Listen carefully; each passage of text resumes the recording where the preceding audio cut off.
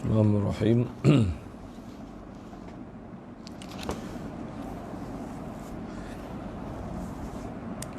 Alhamdulillah wassalatu wassalamu ala sayyidina Rasulillah wa ala alihi washabihi wa sallam.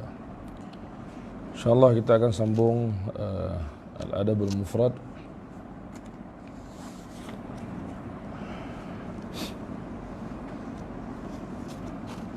Ada tanda kat mana kita semua? Bab Al-Abdu Ra'in. Okey. باب العبد راع. حدثنا إسماعيل بن أبي أويس قال حدثني مالك عن عبد الله بن دينار عن ابن عمر رضي الله عنهما أن رسول الله صلى الله عليه وسلم قال كلكم راع وكلكم مسؤول عن رعيته فالأمير الذي على الناس راع وهو مسؤول عن رعيته والرجل راع على أهل بيته وهو مسؤول عن رعيته وعبد الرجل راع على مال سيده وهو مسؤول عنه ألا كلكم راع وكلكم مسؤول عن رعيته. Daripada Ibn Umar radhiyallahu anhu bahawa Rasulullah SAW telah bersabda, setiap daripada kalian adalah pemimpin dan setiap daripada kalian bertanggungjawab atas pimpinannya. Maka pemimpin yang memimpin manusia adalah pemimpin dan dia dipertanggungjawabkan tentang kepemimpinannya. Dan seorang lelaki itu pemimpin ke atas keluarganya dan dia bertanggungjawab atas kepimpinannya. Dan seorang hamba bagi seorang itu pemimpin atas harta tuannya dan dia dipertanggungjawabkan tentang kepimpinannya. Ingatlah, setiap kalian adalah pemimpin dan setiap pemimpin dipertanggungjawab tentang kepimpinannya. Baik, hadis ni hadis yang masyhur, terkenal dan biasanya kita gunakan untuk menyebut tentang pemimpin. Tapi dalam hadis ini kita lihat Nabi SAW memasukkan orang-orang tertentu dalam tajuk yang sama, iaitu bertanggungjawab, itu mas'ul. Dan di antara yang berkaitan dengan tajuk kita ialah Al-Abd, iaitu seorang hamba, ataupun hari ini kita kata seorang pekerja. Zaman dulu adalah, zaman sekarang tak ada. Dia juga termasuk antara yang akan disoal. Kenapa? Sebab terlihat ada disebutkan hamba itu menjadi dipertanggungjawabkan di atas mali sayyidihi, iaitu harta tuannya. Kerana seorang hamba di zaman dulu dipertanggungjawabkan dengan banyak benda. Katalah tuannya itu ada harta yang banyak, beberapa orang hamba akan menjaga harta tersebut. Jadi orang yang menjaga itu akan dipersoalkan.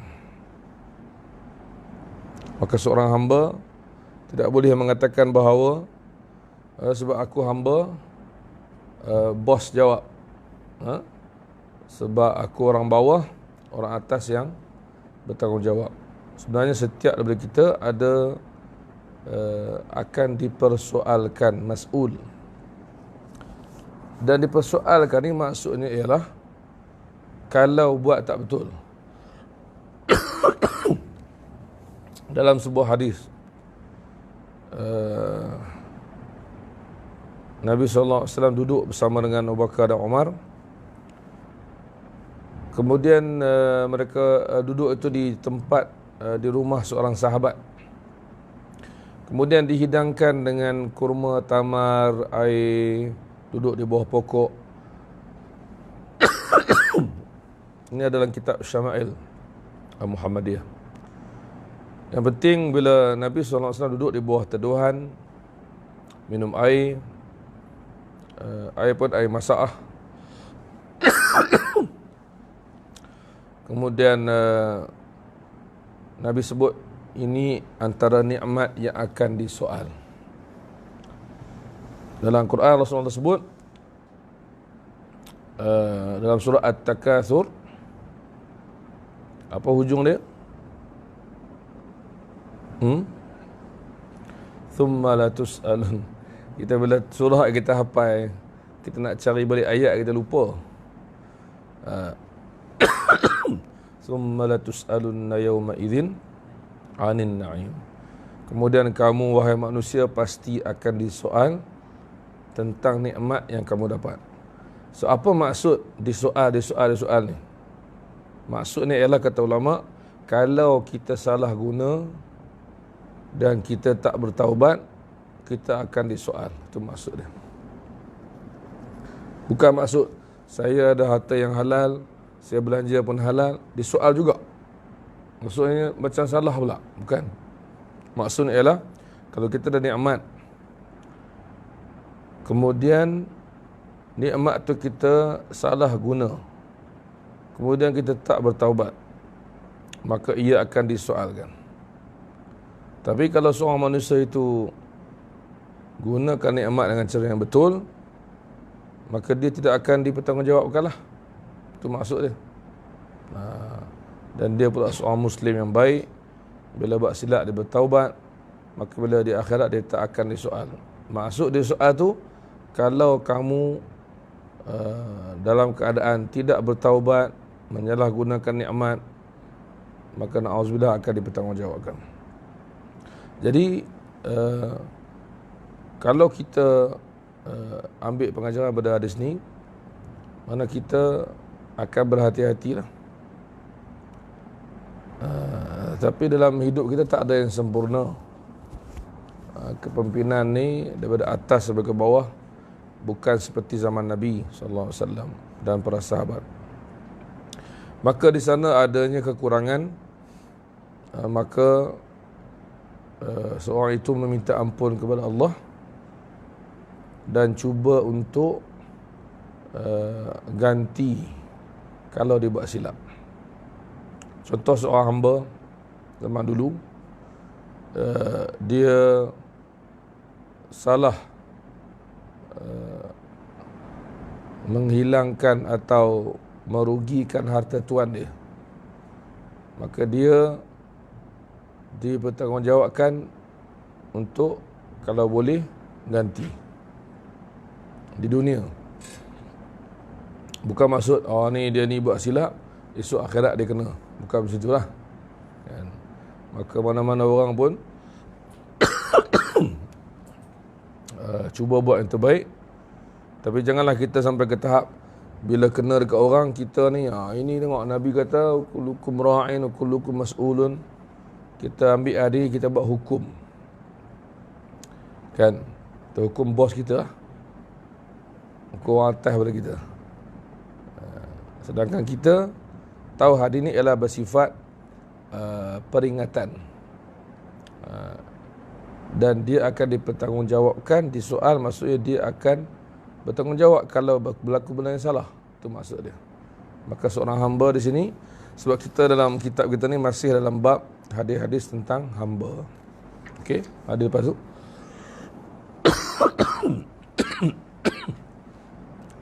حدثنا أحمد بن عيسى قال حدثنا عبد الله بن وهب قال أخبرني مخرمة بن بكير عن أبيه عن عبد الله بن سعد مولى عائشة زوج النبي صلى الله عليه وسلم قال سمعت أبا هريرة يقول العبد إذا أطاع سيده فقد أطاع الله عز وجل فإذا عصى سيده فقد عصى الله عز وجل.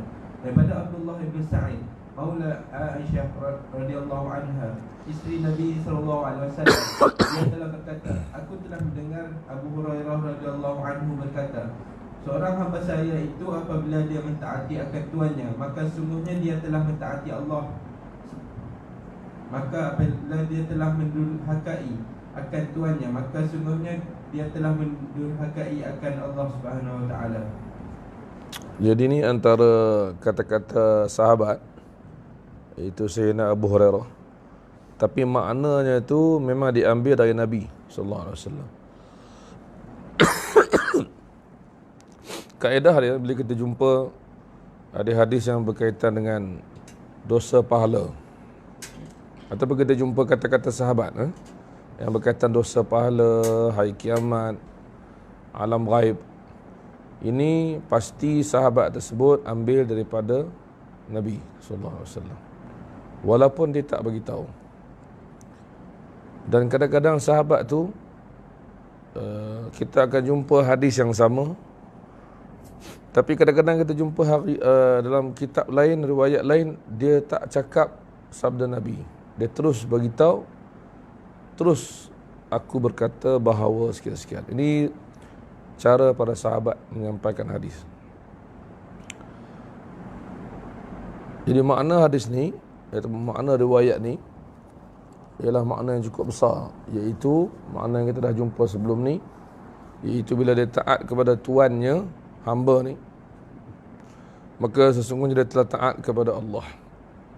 Maksudnya apa? Maksudnya di antara perkara yang Allah redha ialah seorang hamba taat kepada tuan dia. Bukan maksud tuan ni boleh sesuka hati, aku tuan taat kepada aku, taat kepada Allah, tak taat maknanya dosa. Tak, berkaitan dengan Allah ni bila seorang hamba itu mentaati tuan dia, maka Allah redha dan suka. Itu maksud dia. Macam kita taat kepada mak ayah, kita tahu bahawa ketaatan tersebut ada had dia. Dalam Quran Allah sebut kan, wa in jahadaka ala an tusyrika bi ma laysa laka bihi ilmun fala tuti'huma. Kalau kedua ibu bapa itu kamu menyuruh supaya syirikkan aku, syirikkan Allah, syirikkan aku, kata Allah, maka jangan taat kepada mereka. Jadi taat kepada Allah dan ibu bapa dalam Quran, dalam hadis pun ada. Maka maksud ketaatan itulah pada perkara yang tidak melanggar perintah Allah. Sama juga di sini, seorang tuan yang ada hamba, selagi mana dia suruh hamba dia buat benda yang tidak bercanggah dan hamba itu taat, maka seakan dia taat kepada Allah. Dari maksud dia mendapat keredaan Allah.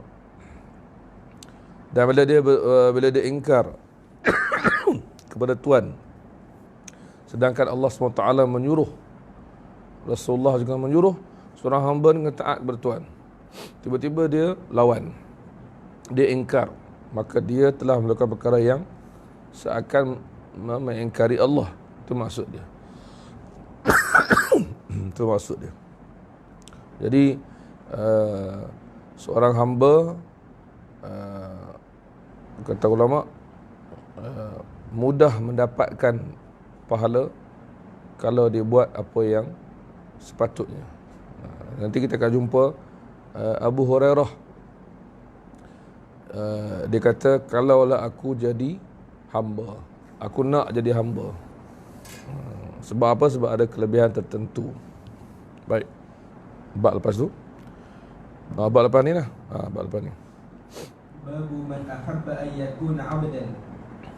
Haddatsana Isma'il qala haddatsani Sulaiman ibn Bilal an Yunus an Az-Zuhri an Sa'id ibn Musayyib an Abi Hurairah radhiyallahu anhu anna Rasulullah sallallahu alaihi wasallam qala al-'abdu muslimu idza adda haqqa Allah wa haqqa sayyidi lahu ajran wallazi nafsu Abi Hurairah biyadihi laula al-jihad fi sabilillah wal hajj wa birru la ahbabtu an amuta mamlukan. Daripada Abu Hurairah radhiyallahu anhu bahwasanya Rasulullah SAW telah bersabda, seorang hamba yang muslim apabila dia menunaikan hak Allah dan hak tuannya, maka baginya dua ganjaran pahala. Dan demi Allah yang diri Abu Hurairah dalam kuasaannya. Tadi adalah hadis Nabi, iaitu Nabi sebut dapat dua ganjaran. Ganjaran taat kepada tuan dia dan taat kepada Allah. Kemudian Abu Hurairah tambah kata-kata dia. Dan demi Allah yang diri Abu Hurairah di dalam kekuasaannya, kalau bukan kerana jihad fisabilillah, haji dan berbakti kepada ibu, nescaya aku suka ingin bahawa aku mati dalam keadaan menjadi seorang hamba. Kenapa? Sebab pahalanya digandakan. Jadi kalau dilihat pada sudut gandaan tu, Abu Hurairah nak jadi hamba. Tapi dia fikir balik, aku ada ibu, aku nak pergi haji, aku nak berjihad. Jadi hamba ni dia kena duduk bawah tuan dia. Dia tak boleh buat semua benda. Tapi melihat daripada pahala digandakan, dia nak. Ini kita kena cari gandaan pahala. Kadang-kadang kita ni heran tengok orang di surau-surau, dia tak mencari pahala yang banyak. Bila ada solat jemaah, okeylah dengan imam. Bila kita datang waktu lain, kan, masing-masing sembahyang sendiri. Kan? Sedangkan sembahyang seorang dengan sembahyang jemaah tu digandakan jemaah. Kemudian kalau dia duduk dengan kuliah di masjid surau, selama mana dia duduk di situ, Allah gandakan pahala dia.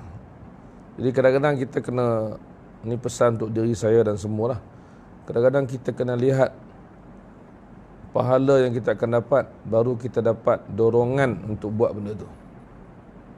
Kalau kita tak tengok pada sudut pahala, kita fikir kita punya hal, kita punya sibuk, kan, kita mungkin akan anggap, orang betul panggil take for granted lah.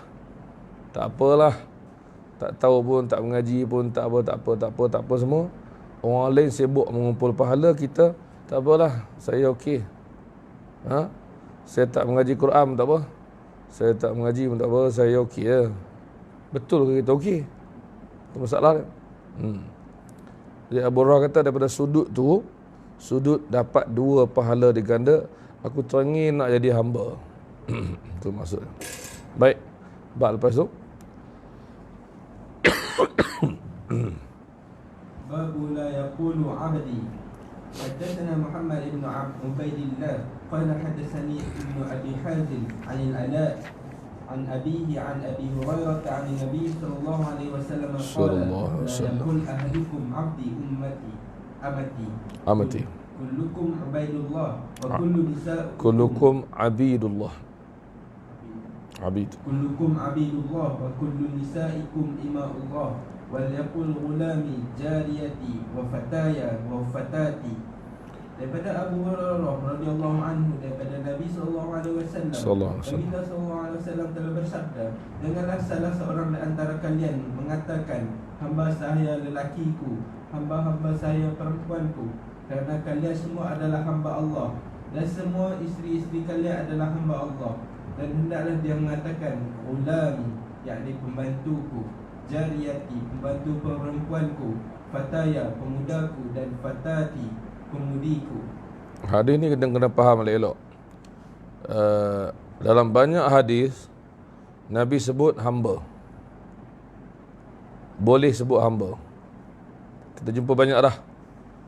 Tapi hadis ni kata jangan sebut hambaku, jangan sebut hamba perempuanku. Abdi laki lah, amati perempuan.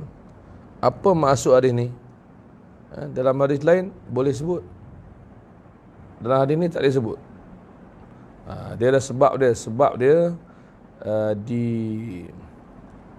dipahami antaranya ialah dengan kita melihat hadis yang sama dalam Sahih Bukhari. Imam Bukhari kitab ni kitab dia, Adab Mufrad. Kita tengok hadis ni dalam kitab yang sama, kitab lain Sahih Bukhari. Kita dapati Imam Bukhari letak bahawa tidak boleh di makruh berkata demikian untuk tujuan takabur ke atas hamba, untuk tujuan takabur. Jadi larangan ni kita kena faham, ada larangan dalam hadis bersifat haram, ada larangan dalam hadis bersifat makruh, dan ada sebab. Ini macam kita bincang sebelum ni lah. bahawa apa-apa hukum ada sebab. Jadi hadis ni kata jangan panggil hamba-Ku, tapi memang digunakan pun hamba-Ku. Ini hamba saya, dia ni hamba saya. Maksudnya ialah maksud hadis ni ialah jangan jadi kebiasaan sampai sombong ke atas dia. Kerana Allah jadikan kita hamba dia. Jadi kita kadang bila orang Arab ni sebut hamba-ku, jadi macam dia berasa dia ni tuan yang besar, yang sombong. Jadi cakaplah elok-elok dengan hamba. Panggil perkataan lain pun tak apa. Kalau kita rasa macam orang yang tuan tu lah, dia rasa macam dia panggil ni ni hamba-hambaku semua ni, dia macam sombong. Maka elakkan dengan menggunakan beberapa perkataan lain yang sama maksud. Jadi bukan maksud tak boleh langsung ni, sebab dalam hadis lain semua boleh. Kan? Dalam hadis yang lain semua boleh. Jadi kita kena faham, ini maksud kita mengumpulkan hadis. Ada hadis kata boleh, ada hadis kata tak boleh. Kenapa tak boleh? Itu. Jadi dalam hadis ni, janganlah seorang daripada kamu mengatakan begitu, amati, dalam keadaan dia mengagungkan diri dia dan merendahkan hamba dia. Itu maksud. Larangan tu spesifik, khas untuk keadaan orang yang bercakap. Sama juga lepas ni. Tengok, ada lepas ni. Okey, tengok. Babu hal yaqulu sayyidi. Haddatsana Hajjaj ibn Minhal قال حدثنا محمد بن سلامة عن أيوب وحبيب وهشام عن محمد عن أبي هريرة رضي الله عنه عن النبي صلى الله عليه وسلم لا يقولن أهلكم عبدي وأمتي ولا يقولن المملوك ربي وربتي وليقل فتايا وفتاتي وسيدي وسيدتي كلكم مملوك والرب الله عز وجل. Okey, hadis pertama cakap janganlah tuan tu cakap hambaku dengan perkataan abdi. Maksud kalau kalau bimbang sombong semua jangan cakap yang tu. Hamba pula jangan cakap Rabbi. Rabbi masuk dalam bahasa Arab, tuanku. Boleh, tapi bila cakap macam tu nampak keliru dengan Allah pula. Takut salah anggap ke, tersalah dengar ke, tersasul ke, guna perkataan lain. Iaitu yang macam tadi. Kalau nak panggil hamba, panggil fataya, fatati. Sama yang maksud, tapi nak elak. Tuan pula panggil sayyidi. Sayyidi, sayyidati. Kan? Semua kamu adalah hamba hakikat dia. Allah Tuhan kita. Jadi, hadis pertama ni nak cerita yang tadi juga. Tapi cuba tengok menarik lepas ni. Dalam hadis yang pertama, tengok dalam bab ni, dibolehkan memanggil sayyidi kepada tuan. Hadis lepas ni pula Nabi tak bagi panggil sayyid. Ini kena faham elok. Bila Nabi larang tu ada sebab. Bila Nabi bolehkan ada sebab. Dalam hadis yang pertama atas Nabi kata boleh panggil hamba, panggil tuan sayyidi. Tuan saya. Orang kata sayyidi. Arab guna juga kan, untuk CD tu sayyidi lah. Bukan CD yang komputer tu kan. Sayyidi tu nak ringkas CD. Bila perempuan sayyidati, siti. Sebab tu siti ni daripada sayyidati. Okey. Tetapi tiba-tiba lah hadis lepas ni kita baca, ada larangan memanggil sayyid pula. Apa maksud dia? حدثنا مسدد قال حدثنا بشر بن المفضل قال حدثنا أبو مسلمة عن أبي نضرة عن مطرف قال أبي عبد الله بن شخير بن عوف انطلقت في بني عامر dia kata apa?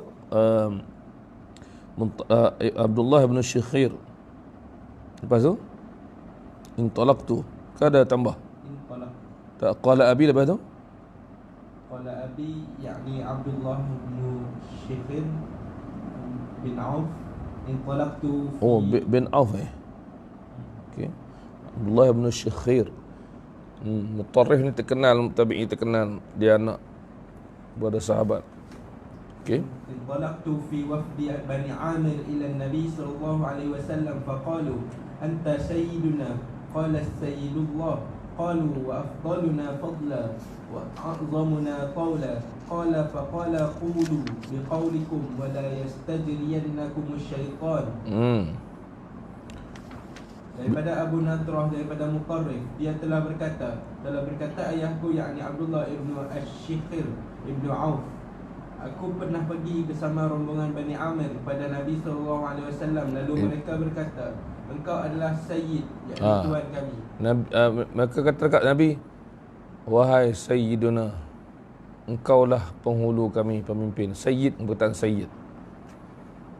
Nabi kata, As-Sayyidullah. Apa terjemahan dia? Sayyid, Tuhan hanyalah Allah. Nabi kata, yang sebenar-benar Sayyid Tuhan kita ialah Allah. Dia macam tak boleh guna pula, kan? Lepas tu mereka puji Nabi lagi. Mereka kata, dan engkau adalah orang yang terbaik di antara kami dan yang paling agung pangkatnya. Ya. Mereka puji Nabi, mereka sayang Nabi. Mereka datang sebagai menziarahi dan memeluk Islam dan semua. Kemudian mereka kata, engkaulah Tuhan kami. Maka Allah kata, Tuhan ni hanya Allah. Nabi tak suka. Kemudian mereka kata, ya Allah, engkaulah yang paling mulia, yang paling apa. Maka Nabi kata apa lepas tu? Nabi tegur. Nabi kata, lalu Nabi telah bersabda, berkatalah kalian sesuai dengan perkataanmu. Janganlah kalian dikendalikan oleh syaitan. Maksudnya kamu datang ramai-ramai nak cakap apa, cakaplah. Tak payah puji-puji sangat. Jangan sampai syaitan gunakan kamu.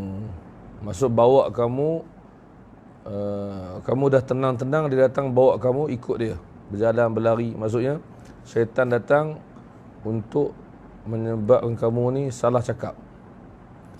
Jadi maksud dia apa? Tadi Nabi, saya ulang balik, Nabi benarkan guna Sayyid kepada Tuan. Hadis ni pula macam Nabi tak bagi guna. Tambah lagi hadis. Nabi katalah hadis yang lain, Ana Sayyidu waladi Adam. Aku pemimpin Sayyid anak Adam. Ada lagi hadis, Ana Sayyidun Nas Yaumal Qiyam. Aku pemimpin manusia semuanya pada hari kiamat. Kan?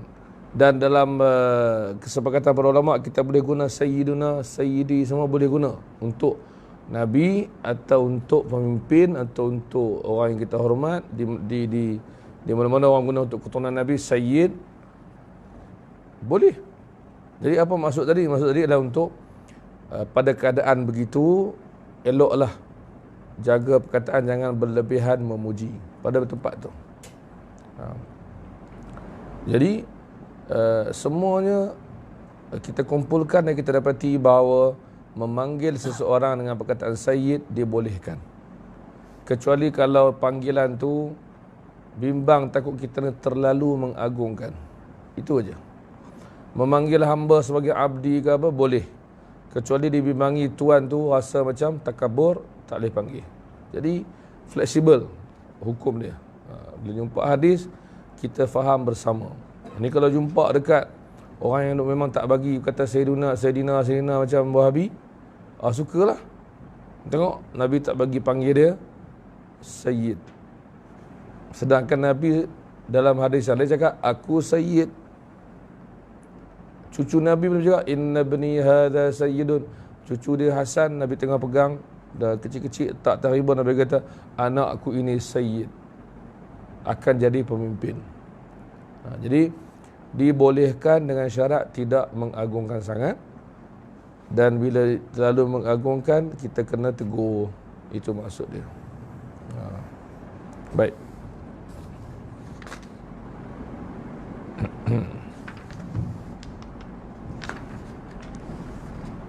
باب الرجل راع في أهله. حدثنا عارف قال حدثنا حماد بن زيد عن أيوب عن نافع عن ابن عمر رضي الله عنهما قال قال النبي صلى الله عليه وسلم كلكم راع وكلكم مسؤول عن رعيته فالأمير راع وهو مسؤول والرجل راع على أهله وهو مسؤول والمرأة راعية على بيت زوجها وهي مسؤولة ألا وكلكم راع وكلكم مسؤول عن رعيته. Daripada Ibnu Umar radhiyallahu anhu, beliau telah berkata, telah bersabda Rasulullah sallallahu Sallallahu alaihi alaihi wasallam, wasallam. setiap daripada kalian adalah pemimpin dan setiap daripada kalian bertanggungjawab atas pimpinannya. Maka ketua yang memimpin manusia adalah pemimpin dan dia dipertanggungjawabkan tentang kepimpinannya. Dan seorang lelaki itu pemimpin ke atas keluarganya dan dia dipertanggungjawabkan terhadap kepimpinannya. Dan seorang isteri adalah pemimpin ke atas rumah suaminya dan dia dipertanggungjawabkan tentang kepimpinannya. Ingatlah, setiap daripada kalian adalah pemimpin dan setiap daripada kalian dipertanggungjawabkan dengan kepimpinannya. Dia ulang ada ni dengan riwayat yang tidak ada perkataan al-abd. Tadi ada al-abd. Okey. Tapi riwayat yang sama, yang sama makna dia. Baik. Lepas tu adalah tafsiran kepada hadis yang pertama ataupun huraian lanjut apa sebenarnya tanggungjawab ketua keluarga. Maka dihuraikanlah hadis lepas ni. حدثنا مسدد قال حدثنا إسماعيل قال حدثنا أيوب عن أبي قلابة عن أبي سليمان مالك بن الهويرث رضي الله عنه قال أتينا النبي صلى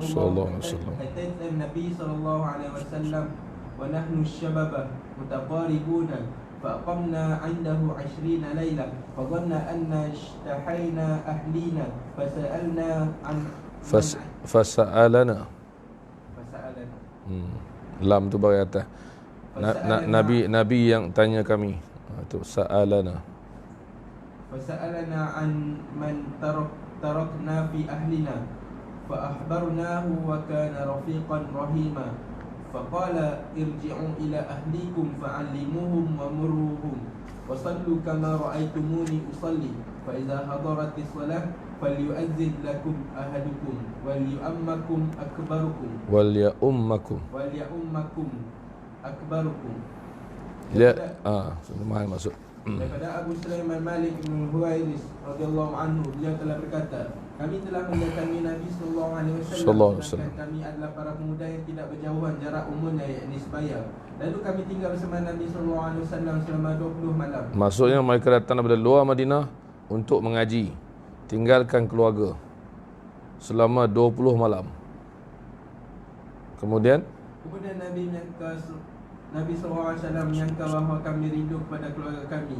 Lalu Nabi SAW bertanya tentang keluarga yang telah kami tinggal.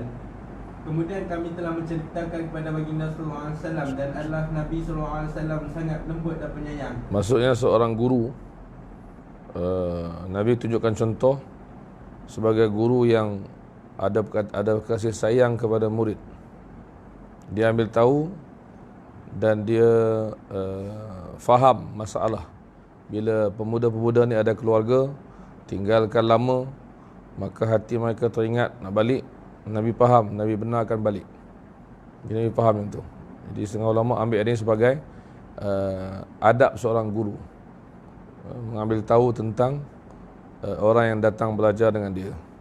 Baik, Nabi pun suruh.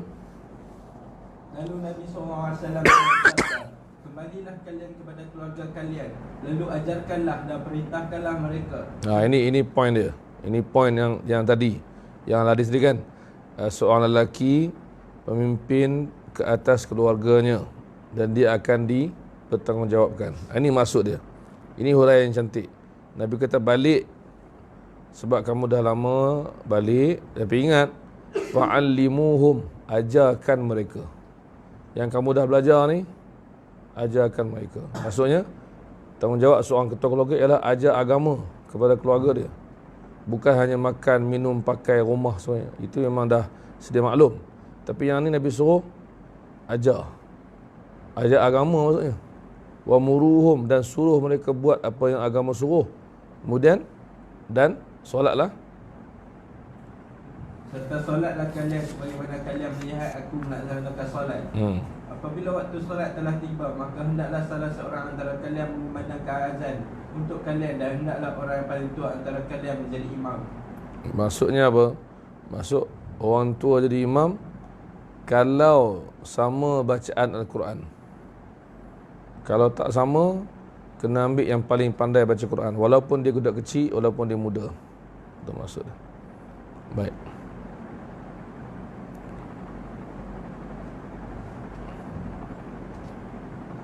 باب المرأة راعية.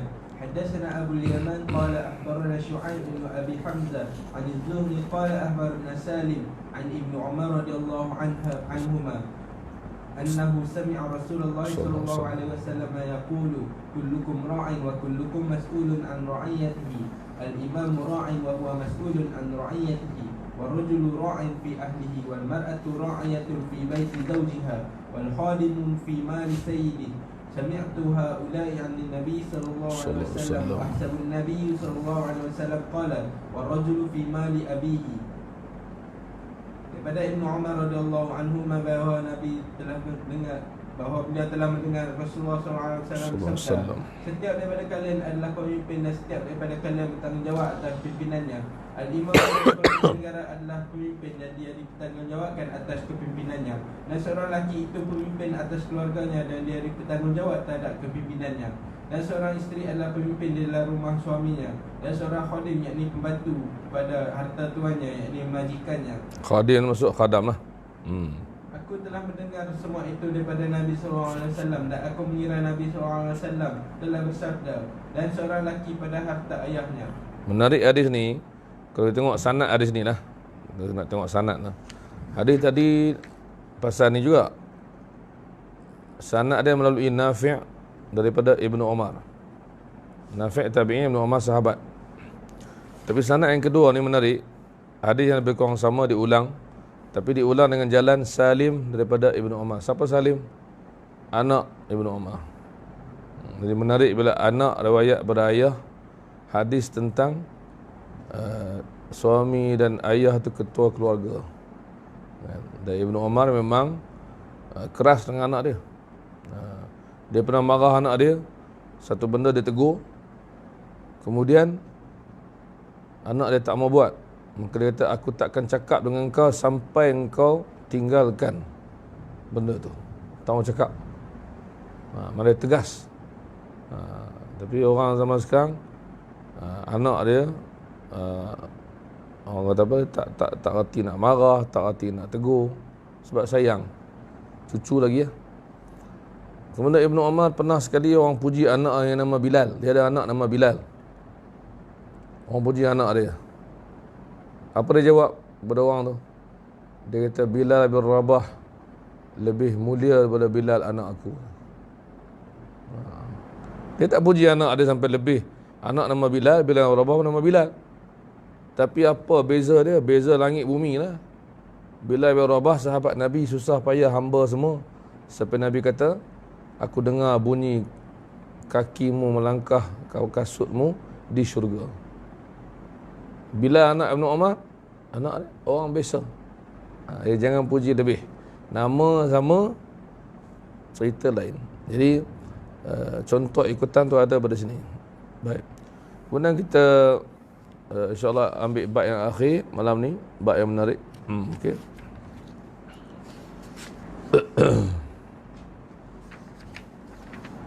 Bab man?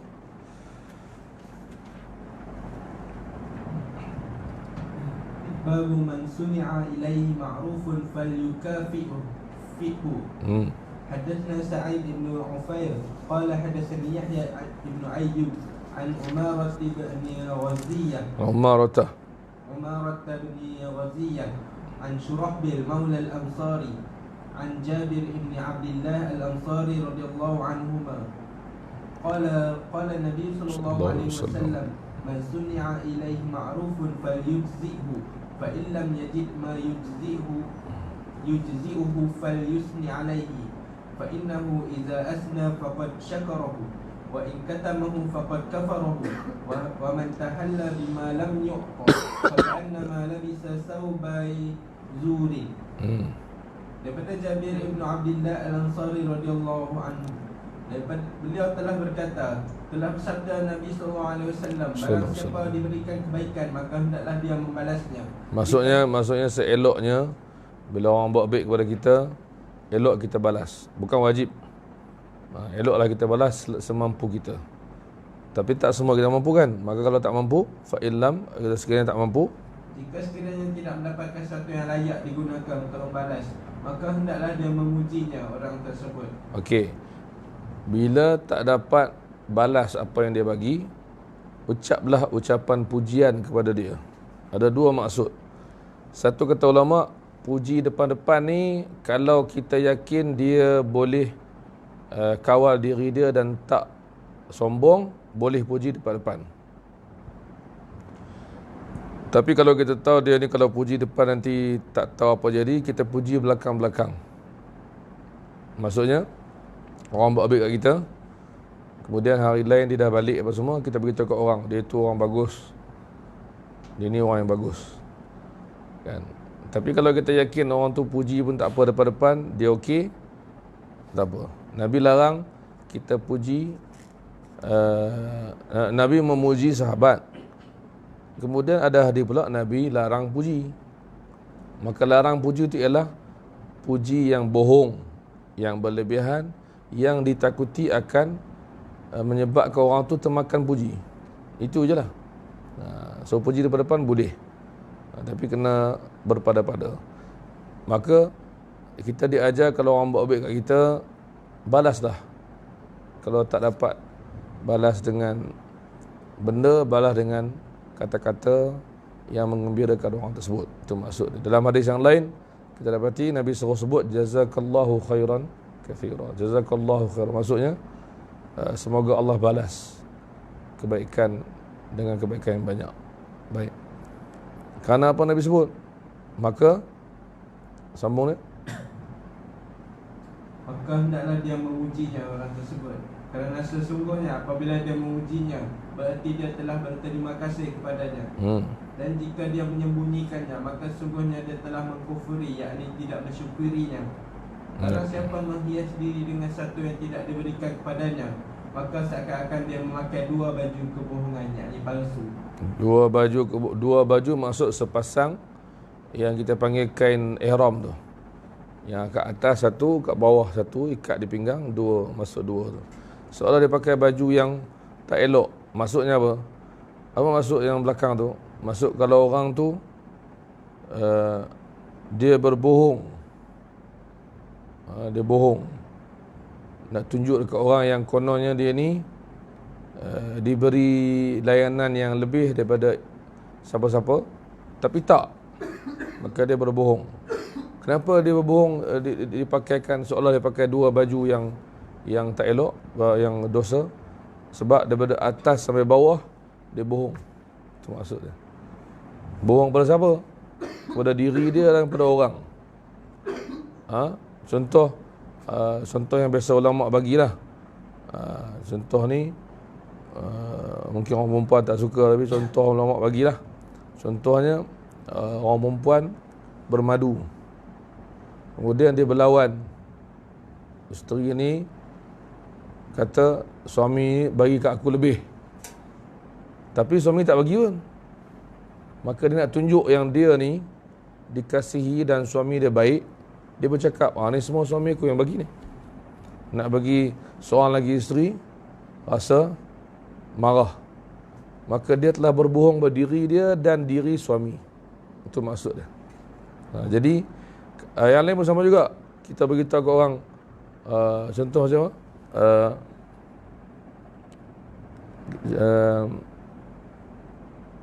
kita kerja, kita dapat duit, orang bagi hadiah, kita beli barang mahal-mahal, kita bercakap, ni aku kumpul sejak aku kerja, ni penat-penat aku kerja, tapi orang bagi. Jadi kita tipu juga. Idea dia ialah, maksud dia ialah dia berlagak dengan benda yang dia tak miliki. Dia tipu lah. Kan, contoh macam contoh lain kita nak bagi faham, kita tak buat baik tapi kita tumpang nama. Sama tak? Kita suka dipuji benda yang kita tak buat. Itu maksud.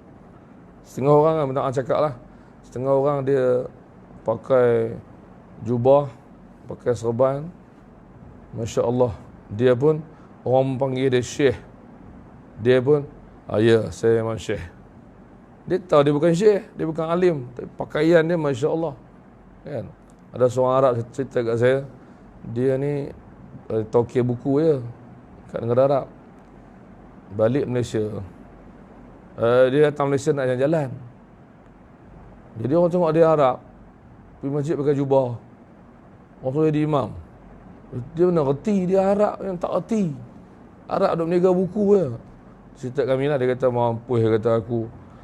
Dia kata orang ingat aku syekh alim. Sebab Arab pakai jubah. Lepas tu kami cakap dia, kau tu lah tak belajar. Tapi kau Arab pakai jubah buat apa? Jadi di kampung saya tu berlaku pakai jubah suruh baca jadi imam subuh, doa kunut tak apa. Jadi kadang-kadang kita macam kalau orang puji kita kan, contoh macam kita tetamu, orang jemput kita, bersama kita ialah seorang yang alim, yang menghafal ilmu-ilmu kita pun masih.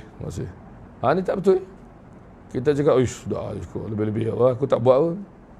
Jadi kadang-kadang setengah orang dia suka menunjukkan sesuatu yang dia tak miliki, tapi dia nak orang nampak dia miliki. Itu maksud dia. Kan? Tunjuk kata dia okey, tapi tak okey. Maka ni sebahagian daripada tipu. Nauzubillah. Macam orang zaman sekarang lah, boleh edit gambar, kan? Edit gambar. Baik. Satu lagi hadis kita ambil untuk bab ni. حدثنا مسدد قال حدثنا أبو عوانة عن الأعمش عن مجاهد عن ابن عمر رضي الله عنهما قال رسول الله صلى الله عليه وسلم من استعاذ بالله فأعيذوه ومن سأل بالله فأعطوه ومن أتى إليكم معروفا فكافئوه فإن لم تجدوا فادعوا له حتى يعلم أن قد kafa'tumuhu. Daripada Ibnu Umar radhiyallahu anhu, beliau telah berkata dalam sabda Nabi sallallahu alaihi wasallam, barang siapa mohon perlindungan kepada Allah, maka lindungilah dia. Barang siapa meminta kerana Allah, maka berilah kepadanya. Dan barang siapa mendatangkan kepada kalian kebaikan, maka balasilah ia. Maka jika kalian tidak mendapatkannya balasan untuknya, maka kalian doakannya hingga dia tahu bahawa kalian telah membalasnya. Doa. Jadi makna bukan semua benda kita mampu balas. Kita doakan, itu antara yang terbaik. Saya pernah jumpa orang yang tolong kita, tolong orang, tolong saya ke tolong siapa. Kemudian dia cakap, aku tolong kau, kau tak payah buat apa, kau tolong doa je kat aku. Dia kata. Jadi makna kita buat baik pada asalnya ialah kerana Allah. Tapi bila kita dibuat baik kepada kita, adabnya ialah kita balas kalau kita mampu. Tak boleh balas kita kata semoga Allah doa, semoga Allah tambahkan keberkatan. Kita tak mampu nak balas semua benda. Yang awal tu ialah orang minta tolong, orang minta lindung, orang minta semua ni kerana Allah. Maksudnya dia minta sungguh-sungguh. Itu cara orang Arab, kan? Kalau kita ni masuk, kita nampak orang tu memang betul-betul minta tolong, desperate. Memang dia kata, demi Allah saya ni susah, kalau boleh tolong saya. Jadi orang yang mampu, inilah masa dia untuk buat baik. Sebab tu Allah jadikan kita ni tak semua kaya, tak semua miskin, tak semua ada semua. Bila ada, itulah cara kita buat ibadat. Cara kita buat ibadat bagi orang yang memiliki harta yang banyak ialah harta dia. Cara orang miskin buat ibadat, cara yang lain. Cari ibadah, solat ke, zikir ke, Quran ke, apa. Cara orang kaya buat ibadat, amalan tambahan ialah sedekah. Jadi Nabi ajar, maksudnya orang yang mampu, tolonglah. Jangan biarkan saudara kita bermasalah. Kalau kita mampu, tolong. Kita tak tolong, kita biarkan, tak boleh. Baik. Tapi satu lagi adalah sebab dia lebih kurang sama ya. Dia lagi menambah jelas maksud tadi. Ada kaitan. Babu man lam yajid al-mukafa'ata falyad'u lahu. Hadatsana Musa bin Ismail qala hadatsana Hammad bin Salamah an Sabit an Anas radhiyallahu anhu anna al-muhajirin qalu ya Rasulullah dhahaba al-ansaru bil ajri kulli qala la ma da'awtumullahu lahu fa asnaytum alayhi bihi. Daripada Anas radhiyallahu anhu berkata bahwasanya kaum Muhajirin telah berkata mereka itu, Wahai Rasulullah, apakah kaum Ansar pergi dengan membawa semua pahala? Rasulullah SAW telah menjawab, tidak, selama kalian mendoakan mereka dan memuji mereka atas apa yang telah diberikan. Maksudnya Ansar tolong banyak. Jadi Muhajirin kata mereka tolong kita banyak, mereka dapat banyak pahala Rasulullah. Nabi kata kamu dapat juga kalau kamu doakan mereka. Maksudnya kamu balas akan kamu berikan juga kepada mereka, beri doa dan beri pujian kepada mereka di depan ataupun di belakang. Tengok macam mana Muhajirin fikir. Patut kita orang tolong kita cukup alhamdulillah orang tolong. Tapi dia fikir, mereka dapat pahala membantu kami pula duk terima. Ada cara dia. Maka doakan dan puji mereka, kamu dapat juga pahala. Saling dapat pahala itu maksudnya. Wallahu alam. Temu di sini. Kita akan sambung bab 112 hadis 218. Bab man lam yashkurin nas. Sallallahu alaihi wasallam Muhammad wa ala alihi wasallam.